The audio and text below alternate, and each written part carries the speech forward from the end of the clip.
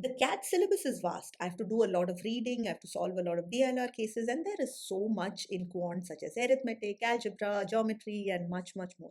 I've got to rush and finish the syllabus so that I can then take mocks. In case if you're thinking this way, then this is a big mistake. Remember that CAT tests your ability to apply concepts under pressure. Let's unpack that. So, one part of it, of course, is learning the concepts, yes, but the other part of it is doing it under pressure. And pressure comes in two ways. One, you're doing it in restricted time, and second, you have the stress of delivering because this is an important exam for your career. So if you wait long or you wait to finish the syllabus before you start taking mocks, then you're missing out on multiple things.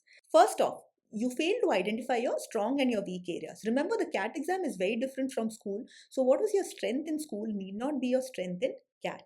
You might also have prepared some part and you might think that yes, I'll be able to get the questions, I'm able to take up practice questions, but in the actual CAT exam, it might not work out that way. So you've got to find what are your strong areas, prepare for them more so that that boosts your score and you get to a 99 percentile or higher. And you also need to find the weaker sections which you want to prepare more. This will be at the level of sections and also topics within sections. So for example, maybe you're doing well in DI, but you need to practice more of the LR topics, or maybe you're finding algebra or geometry to be tougher. So that's what you need to practice. A very important thing in CAT becomes question selection and time management. No one's finishing the CAT paper, not even the 100 percentilers. And 99 percentile is going to be less than 50% marks, which means that you have to select the right questions, the easy and the medium questions. All questions are going to be for the same marks. So it's much better to pick out the ones which are easier and which are faster.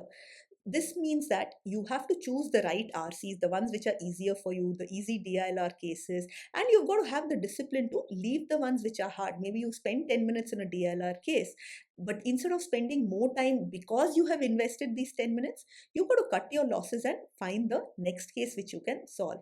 This is especially important when it comes to quant because you want to find the easy questions so that you can get those 5 to 10 questions or a little more and get that high score.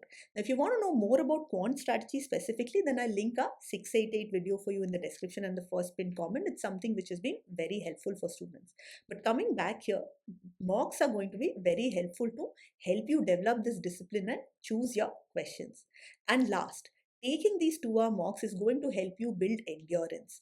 2 hours is a long time to stay completely focused, especially when you have 3 sections, 40 minutes, and you really can't afford to take breaks more than maybe 30 seconds. Now this is going to be particularly useful if DILR or quant is your strength, so that you smash those sections and get as high a score as possible. And another thing that you will learn is to basically pick yourself up if one section goes badly. So if verbal or DILR is tougher, or for some reason you haven't been able to do it, maybe you haven't even been able to solve a single DILR case, but can you leave that aside, go into the next section and make sure that you do as well as possible so that your overall score is really high. So these are things that you learn from mocks. My recommendation would be just take a diagnostic mock right away, especially if CAT 2025 is going to be your first CAT. You can get it on mockcat.com.